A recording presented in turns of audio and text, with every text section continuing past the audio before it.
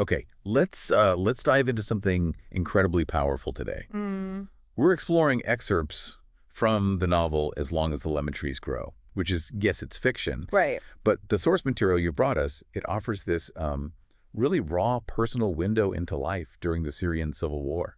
It really does. It drops you right into this world marked by, well, utter destruction. Cracked roads, buildings just hollowed out, walls all peppered with bullet holes. Yeah. But what's so striking right from the start is how the sources put that right alongside descriptions of almost like mundane daily life. Mundane, yeah. Like what? Like someone just trying to buy lemons and bread using savings they had from before that fateful day, as the source puts it. That contrast, it's immediate and quite It unsettling. really throws you right into the deep end, doesn't it? Yeah. So our mission, let's say for this deep dive into these sources, is to sort of navigate that world through the eyes of Salama. She's the main character. We want to try and pull out her core experiences, the sheer challenges she faces, her internal battles, and figure out what this material is really telling us about survival, about hope, and maybe how light can possibly exist in, the absolute darkest times. And it's exactly that blend, I think. The harrowing reality, but then these surprising glimpses of humanity, even beauty, that makes these sources so compelling to explore. Okay, so let's ground ourselves first. The reality these sources describe, we're in Homs, Syria. Yeah, Homs. And the description, it paints such a vivid picture of a city just scarred. The asphalt is rubble, buildings are standing but decayed from bombings. Walls are decorated, is the word used, with bullet holes. Decorated, wow. Yeah, and you see the unevenness of it too. Some neighborhoods still have homes described as mostly intact, but then right next door, people are literally sleeping under broken roofs or on the streets. And right in the middle of this landscape, there's Salama. Mm. She's only 18, a pharmacy student, and she's volunteering at a hospital. A hospital that's, well, it's unlike anything most of us could imagine.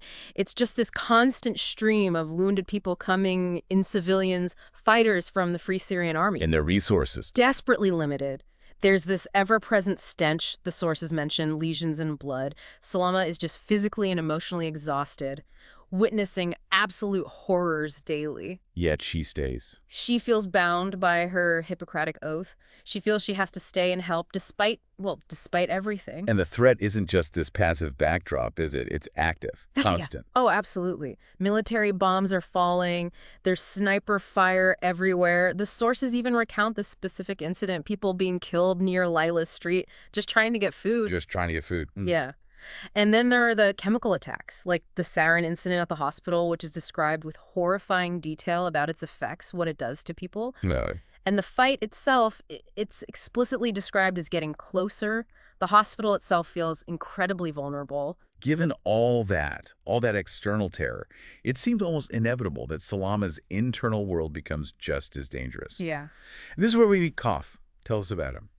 Kaf is, he's a powerful personification of her fear and her guilt. He's a hallucination, basically. Okay. And he relentlessly torments her, focusing on her deepest fears, her perceived failures. The sources give him these really unsettling physical details, like red spots on his shoulders that look like poppies. He's just described as utterly cruel. And you can see exactly where that guilt and fear are rooted, can't you?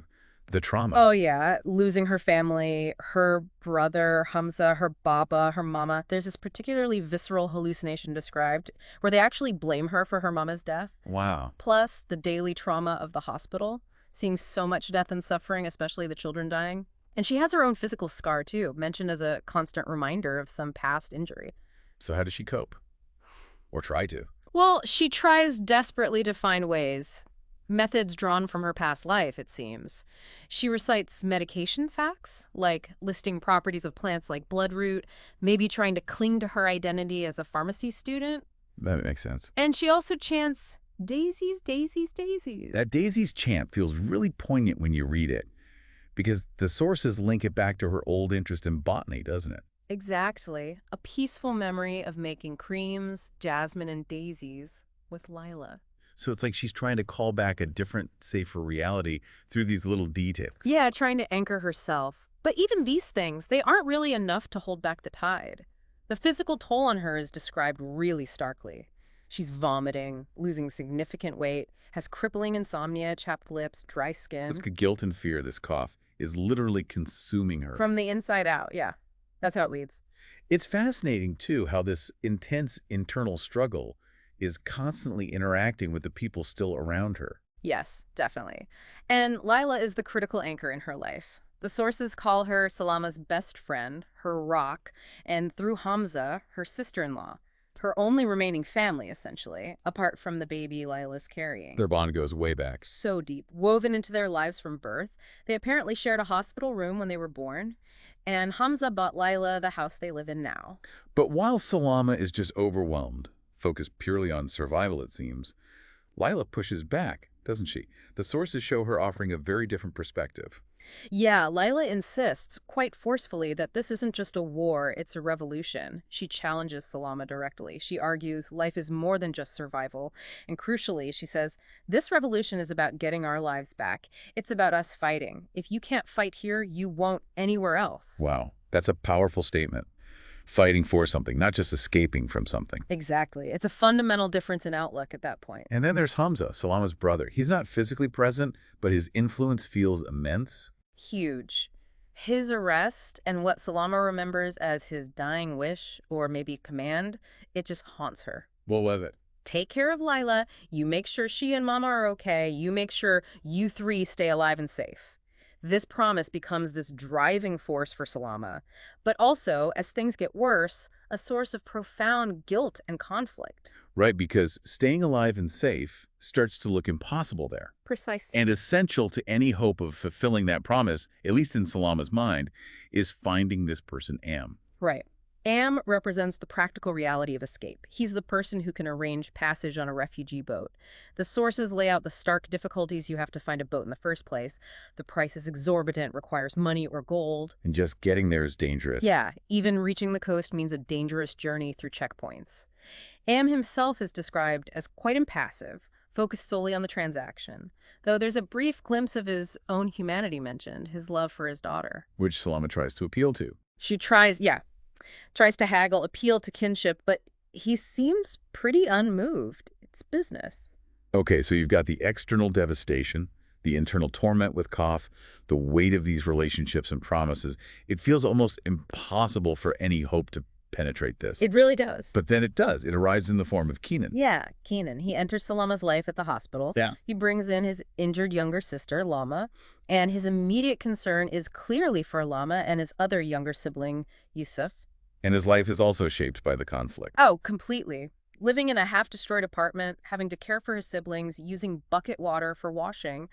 But his role, what he does, is different. He's a photographer documenting the revolution. Ah, so that gives him a different way of seeing things. Fundamentally different, yeah. This is key. Keenan deeply loves Syria. He believes in staying and fighting not with a gun, but through his lens, by bearing witness. He actively seeks out and finds beauty and color amidst all the ruin. Like the sunset. Exactly. He shows Salama the sunset from a rooftop, telling her, "There's still beauty, Salama. Still life and strength in Homs. There's color." It's such a direct counterpoint to her world, which has become so monochromatic with fear. And he uses those Studio Ghibli references too, right? Like Castle in the Sky, Spirited Away. Yeah. It's fascinating he brings in Ghibli, because those films, they're often about finding wonder and courage in really challenging, sometimes scary, fantastical worlds. Right. It's like he's saying, even here, maybe especially here, you need that spark of imagination, that belief in something more, just to survive. He even calls Salama his Shita at one point. From Castle in the Sky. The strong one. Yeah, strong and connected to the earth, to nature. It fits with her background. So their connection develops. Gradually, yeah. They take these shared walks, they talk about their pasts, her botany, her scrapbooks, his drawing, his ideas for a graphic novel, and then there's the surprising revelation that their mothers had actually discussed a potential marriage between them years ago. No, way before the war. Yeah. It adds this layer of fate, maybe, or destiny, to them meeting now in these impossible circumstances. He brings these moments of genuine connection and helps her, literally and figuratively, to start seeing color again. The sources have those lovely small details, too. Like his hollowed cheeks, the way she notices his scar, his scent described as Syria in the old days, like lemon picked from the gardens, little sensory details that ground their connection. But despite this growing bond, the hope he brings, that fundamental disagreement is still there, isn't it? Stay or leave. Oh, yeah. They have explicit arguments about it. She lays out the brutal facts. The certainty of death, torture, the lack of outside help, the constant danger, especially to his younger siblings. She pleads with him based on what she sees every day. And Keenan.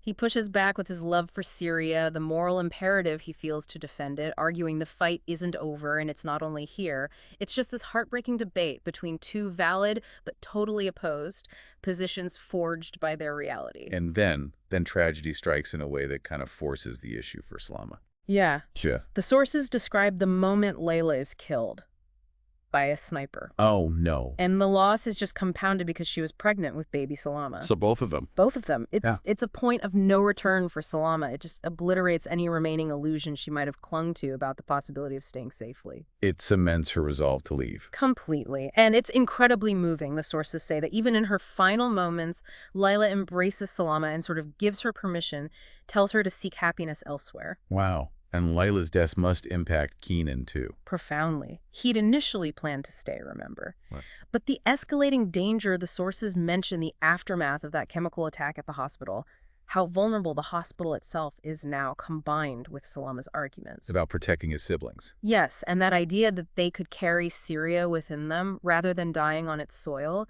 it leads him to make that agonizing decision to leave too. Which can't have been easy for the kids. No, the sources show Lama throwing a fit and Yusuf just withdrawing into silence.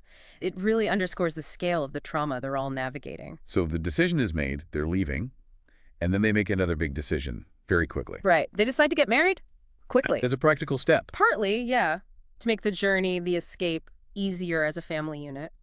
But it's more than that. Dr. Ziad performs this simple ceremony right there at the hospital. Amidst everything. Amidst everything. And the sources describe Salama feeling this unexpected peace mixed with her nervousness. They're finding this connection, forming this new unit right in the middle of utter chaos. Lila apparently couldn't attend, but sent her blessing. Okay, so the focus shifts. The escape itself. Yes, the perilous escape. We see the final preparations, packing just the essentials. Tuna, beans, Panadol, documents, one set of clothes, and that crucial item, the gold ring. Maybe a symbol of her past, but also now perhaps currency for survival. There's the emotional goodbye to the apartment. Then meeting Am in his old gray Toyota.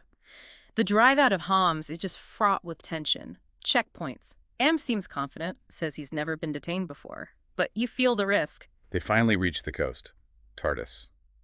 And the boat. The sight of the boat is immediately alarming. It's described as overcrowded, clearly inadequate for the journey ahead. You know this isn't safe. And once they're on board. It's cold, fear is just thick in the air, everyone's huddling for warmth, but you still see these small acts of humanity. Salama gives her sweater to Yusuf. Keenan tries to distract his siblings, and Salama with stories. He makes up a new one. Yeah, inspired by one of Layla's paintings about magical portraits that require sacrificing something valuable, kind of mirroring their own sacrifice of home, maybe? But despite all that, Yeah.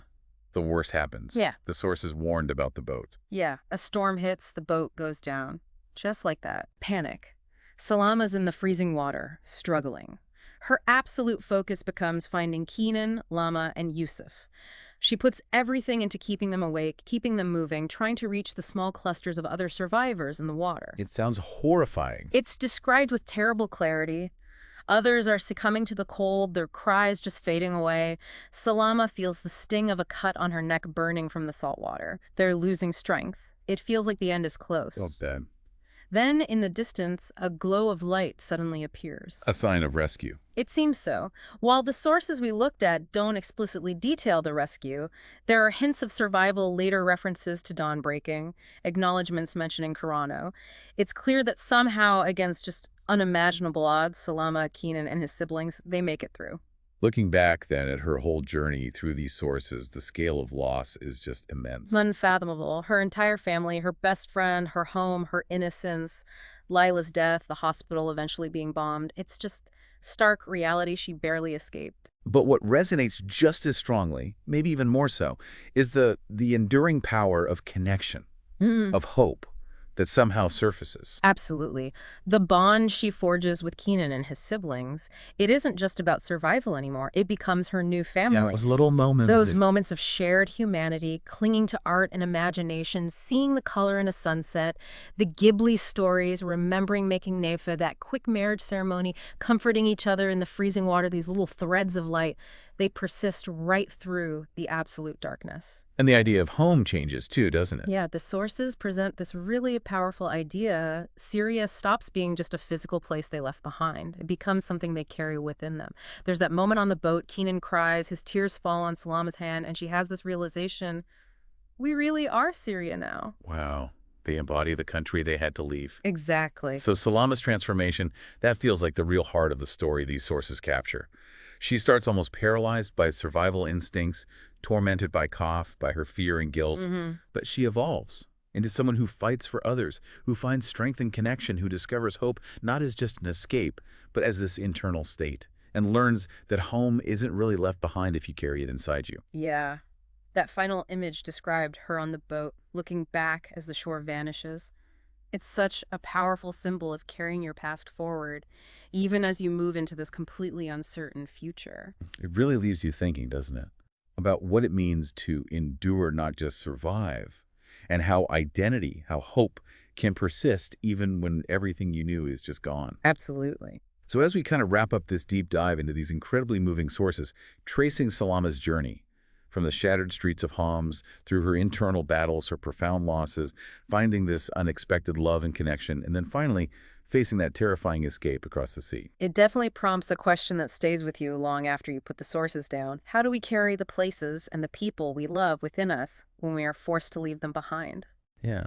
And maybe also, what does it truly mean to fight for something, not just a physical place maybe, but for hope itself, for humanity, for a life worth living when everything around you is being destroyed? Powerful thoughts to consider, indeed. Thank you for taking this deep dive with us today.